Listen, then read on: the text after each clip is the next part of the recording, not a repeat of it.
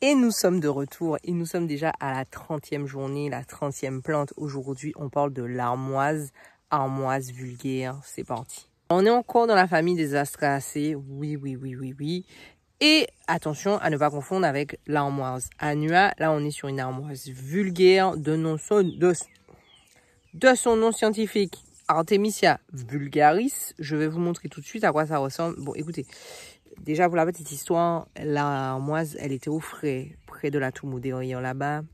Et puis, il est passé avec la débroussailleuse, paix à son âme. Peut-être que ça a repoussé depuis. Il faudrait que j'aille voir. Je vais aller voir. Bon, en attendant, je vous montre celle qui est là. Voilà, ça ressemble à ça, vous voyez. Hop, je ne sais pas si vous pouvez bien voir. On est sur une origine hémisphère nord. Donc, ça a été compliqué de trouver l'origine précise. Mais bon, on va dire hémisphère nord. Donc, on va dire presque un peu l'Europe, quoi. Voilà, dans ces eaux-là. Donc, on est toujours de l'autre côté. Voilà, ça ressemble à ça. Je vais aller voir si je trouve, s'il y en a qui ont repoussé là-bas. Attendez. Non, c'est vraiment ce qu'on appelle une plante guerrière. La plante est là toujours. Alors que la plante, si j'avais vu, le truc était rasé à ras. La plante est là. La plante a survécu. Du nom scientifique, je crois que je me suis trompée. Je ne sais pas si je vous ai dit. Oh, moi, je suis fatiguée, les gars. C'est Artemisia vulgaris. Je crois que c'est ce que j'ai dit, mais je ne suis pas sûre. Si c'est ce que j'ai dit, je couperai ça. Voilà. Et bien sûr, qui nous a rejoint? Ah ben oui. Ah ben oui, sinon c'est pas drôle. Donc, pousse-toi. Donc, vous voyez, regardez ça. Vous voyez, elle est un petit peu partout. Elle a bien résisté. Elle a bien résisté. Madame, reculez. Bon. Elle a bien, il y en a un petit peu partout. Ça, malgré que ça s'est fait tailler. Et, regarde, je vais te dire un truc. Ne m'embête pas, va là-bas. Vous voyez, il y en a là, ici aussi. Tout ça là-bas. Donc, ça a bien... Mon Dieu Seigneur. Aïe. Je suis obligée de vous faire ça comme ça parce que je ne peux même pas filmer puisqu'elle ne comprend pas. Donc, alors... Je disais donc, il y a plusieurs prénoms, il y a plusieurs noms. On lui a donné plusieurs noms au baptême. Alors, vous avez armoise, vous avez Artemisia. En général, quand vous allez dans les pépinières, etc., vous allez en trouver juste Artemisia ou armoise. Et les gens confondent. Pourquoi? Parce que au final, on ne donne pas le nom scientifique et c'est ce qui porte à confusion. Vous avez l'Artemisia, vous avez l'armoise, vous avez... Voilà, c'est le nom scientifique qui est important. Donc, ça peut être l'annua ou la vulgaris. Il faut savoir aussi que parfois, vous allez retrouver, en fait... Artemisia, l'absinthe sous le nom d'Artemisia. Pourquoi? Parce que ce sont... Regarde. Non mais écoute-moi. Non mais écoute-moi. Écoute ce que je te dis. Écoute-moi. Laisse-moi filmer et puis après on va faire les câlins. Laisse-moi filmer et puis après on va faire les câlins. Merci. Donc je disais, vous avez en fait souvent c'est étiqueté armoise alors que c'est de l'absinthe. Pourquoi? Parce que ce sont des frères et sœurs en fait, c'est la même famille. Ils font partie des Astraceae, ils font partie de la même famille d'Artemisia. Donc l'Artemisia ça peut être absinthium, ça peut être Artemisia vulgaris ou ça peut être Artemisia annua en fait. Donc voilà. Donc il faut juste que vous fassiez attention, c'était juste la parenthèse par rapport à ça. Alors, comme vous l'avez vu, elle est facilement reconnaissable. Il faut faire attention juste par rapport à sa sœur. Vous allez voir sa sœur, les feuilles sont un petit peu plus larges. Je vous mettrai une photo de ce que c'est que l'Artemisia annua et pour que vous puissiez bien voir en fait la différence en fait avec l'Artemisia vulgaire. En général, c'est ce que vous allez le trouver le plus souvent, c'est l'Artemisia vulgaire. L'Artemisia annua, elle est très grande. Elle fait de très grands buissons. Alors que celle-là, en général, elle aime bien ramper. Elle est un petit peu plus rampante. Voilà, si ça peut aider. Au niveau de l'odeur, ça se reconnaît de la famille de l'absinthe et de la famille de la menthe glaciale aussi parce que en fait ça sent quand même fort. Donc vous pouvez aussi la reconnaître par rapport à ça. Et comme je vous ai dit, en fait vous allez voir, ça fait des tiges mais c'est rampant. Comme vous avez vu, ça rampe partout en fait. Bon, maintenant, son utilisation, non, parce que le chat est en train de le chat est en train de me stresser là, il est en train de, voilà, on va accélérer là pour que je puisse finir avec ça. Alors, l'utilisation de l'armoise. Avant toute chose, vous savez déjà, il y a toujours une anecdote, surtout sur des noms comme ça, comme on l'a vu hier avec la chiémier. On est un peu dans l'ambiance là, grecque, romano-grecque, voilà. Donc, il y a une anecdote à sortir sur l'Artemisia. Alors, il faut savoir que l'Artemisia fait référence à la déesse Artémis, déesse grecque de la nature et du sauvage, de la nature sauvage, de la chasse et des accouchements. Je ne vois pas le rapport, mais il y avait les accouchements dedans en tout cas. Donc en gros, ça va vouloir dire qu'elle a des vertus qui seraient en relation avec ça. C'est ce qu'on va voir tout de suite. Alors, premièrement, elle a des propriétés digestives. Voilà, donc à peu près comme majoritairement toutes ses sœurs, absinthe, etc., elle agit sur la sphère de digestion. Donc, ça peut être les ballonnements, les remontées gastriques, les problèmes de digestion, les nausées, les maux d'estomac en général. Et en fait, elle peut faciliter la digestion en accélérant, pas en accélérant, mais en stimulant. Voilà, c'est le mot que je cherche. En stimulant la création. En gros, ça stimule les sucs digestifs. Vous voyez, ce qui fait que que vous digérez plus facilement. Eh bien, ça fait ça. Ça a une influence sur les sucs. Ça apaise les inflammations gastro-intestinales. Vous voyez, c'est tout bénef. Ensuite, sa plus grande en fait particularité, ce qu'on retrouve le plus souvent chez elle, c'est le fait qu'elle soit éminagogue. En gros, qu'elle ait une action assez large sur la sphère des règles douloureuses, des règles manquantes, des règles qui n'arrivent pas, etc., etc. Ça va favoriser le flux menstruel, donc ça va favoriser toute la région, ça s'appelle la région pelvienne, mais en tout cas, si vous, ça fait couler le sang, on va dire.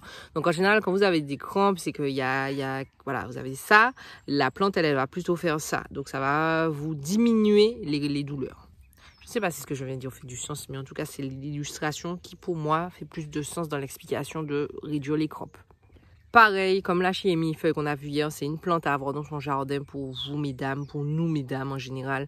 Que ça soit les règles douloureuses, comme je l'ai dit, que ça soit d'autres maux qui sont liés à des problématiques comme l'endométriose, les fibromes, les kystes et toutes ces choses-là. Que vous ayez mal ou pas, que vous vouliez juste avoir, vous n'avez pas vu vos règles non plus, vous pouvez en prendre pour réguler tout ça. Franchement, c'est une plante qui pousse super bien. On va voir ça après, mais c'est une plante qui pousse super bien, donc ne vous en privez pas, s'il vous plaît. Faites-vous un catalogue de plantes dans votre jardin, surtout si vous souffrez de maux, de troubles en fait féminins au quotidien. Elle a aussi des propriétés antiparasitaires. Donc, vous allez souvent la retrouver dans des traitements pour les vers, pour les parasites intestinaux. Donc, si on arrive, surtout quand on arrive en période de purge, en général, la purge, c'est pour enlever les vers. On ne se purge pas comme ça, puisque qui dit purger, ça veut dire vraiment enlever les choses qui ne devraient pas être là. Donc, les parasites intestinaux ou les vers, surtout pour les enfants. Et voilà. L'armoise est votre meilleur ami pour ça, donc ça va vous permettre d'éliminer en fait tous les vers et les parasites intestinaux de votre système digestif. Voilà, donc ça veut dire que c'est quand même assez fort. Elle aussi, elle a des propriétés anti-inflammatoires, comme on l'a vu, donc pour l'arthrite, pour les douleurs musculaires, les douleurs articulaires, pour l'inflammation générale aussi du corps. Donc pareil, en cas d'endométriose, ça peut être aussi très intéressant de mettre de l'armoise dans votre vie. Et c'est aussi un tonique et un stimulant pour le système, voilà, le système, le corps en général. Donc ça va vous permettre de renforcer le système immunitaire. Je ne sais pas si vous vous souvenez, mais pendant la période de Covid, c'était devenu le flambeau avec l'herbe à pic. On a eu droit à l'herbe à pic. Après, on a eu droit à la artémisia. Il y a eu l'absinthe aussi pendant un moment. Enfin voilà, il y a eu des moments. Voilà, il y a eu des moments. Il y a eu la touma aussi, mais il y a eu des moments où les gens se disaient « Ah, mais la artémisia. Ah oui, il y a eu aussi la rada. » Est-ce que vous vous souvenez de cette période-là? Maintenant, les gens s'en foutent de la rada. C'est fou, hein? À un moment donné, on dévalisait les champs d'arada en mode « Oui, la rada va soigner du Covid, la rada. » Où est-il la rada? Je dis « Moi, en tout cas, l'artémisia annua, l'armoise là, c'est votre meilleur ami aussi si vous avez des problématiques au niveau de votre système immunitaire, que vous avez un système immunitaire entre guillemets faible, que par exemple vous êtes fatigué, que vous n'avez mangé pas forcément très bien. Mettez des petites feuilles d'armoise dans votre tisane pour juste un petit peu plus soutenir votre système immunitaire et éviter en fait d'attraper les maladies qui courent comme la grippe, la gastro, les choses comme ça. En plus, ça va vous améliorer votre bien-être général et réduire les fatigues. Parce qu'en général, c'est ce qui est le plus problématique, c'est la fatigue en fait. Voilà. Donc l'armoise, c'est votre meilleur ami.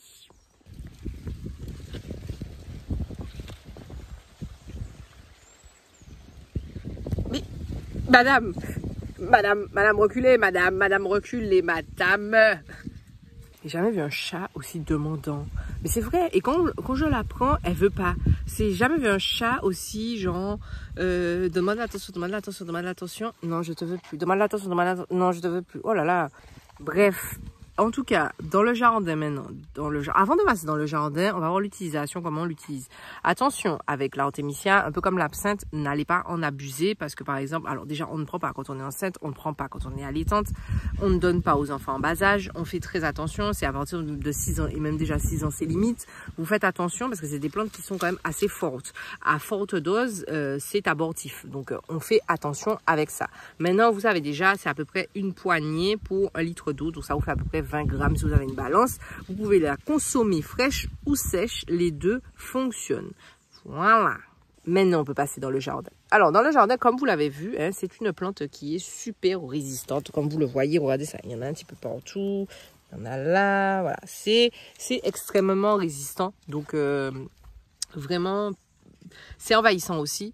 Quand vous le plantez à un endroit, attendez-vous à ce qu'elle porte loin. Je pense que dans la vidéo sur justement ne plus confondre ces plantes que je mettrai ici, je vous avais montré qu'elle était là-bas. En fait, elle était de l'autre côté là-bas comme ça. Et depuis, elle est arrivée sous le goyavier et à côté de la toumo parce qu'il y a plus de fraîcheur pour elle là en fait. Donc c'est très envahissant. Donc faites attention là où vous la plantez. Essayez de la contenir parce que sinon elle va vous envahir votre potager. Par contre, n'ayez pas peur de la couper. Je sais qu'il y avait une cliente où le jardinier était passé, il avait rasé, elle avait peur. Ça va repousser. Comme vous avez vu là, c'est très très tenace puisque du moment que les racines sont toujours là, ça va rester. Maintenant, comme d'habitude, une terre voilà, bien drainée, pas trop caillouteuse et pas trop non plus compacte. Voilà, faut que ça sème bien un petit peu le côté sableux. Ça pousse bien au soleil, ça pousse bien à l'ombre, mais ça va préférer être à l'ombre sous. En fait, il faut qu'il y ait de l'humidité quelque part. Il faut qu'elle ait assez d'humidité pour pouvoir se développer. Et elle se développe mieux à l'ombre qu'en plein soleil. Voilà. Eh bien écoutez, je pense qu'on a fait le tout. Hein. Cette plante-là aussi, je ne vais pas y passer 3 heures parce que comme d'habitude, ce sont des plantes qui sont quand même assez connues, assez... Voilà, il y a déjà pas mal de vidéos sur le sujet. Je vous mets la vidéo d'hier ici. Voilà. Comme d'habitude, si cette vidéo, ben voilà, hein, si vous avez appris quelque chose, laissez-moi savoir. Laissez-moi savoir aussi vous, comment vous l'appelez. Attention, n'allez pas me dire que vous l'appelez absinthe, s'il vous plaît. Ce n'est pas de l'absinthe. Voilà, je vous remettrai la vidéo. Je vous remets la vidéo juste là d'ailleurs. Ne confondez plus ces 3 plantes-là. J'ai oublié de vous le dire au début. Cette vidéo-là ici. Et puis, comme d'habitude, un petit pouce, un petit partage, un petit commentaire. Vous vous rendez compte, c'est la dernière vidéo demain. Je ne sais pas si vous vous rendez compte. Moi, en tout cas, je ne m'en rends toujours pas compte. Hein, voilà. Donc, on se retrouve demain, en fait. Voilà. À demain.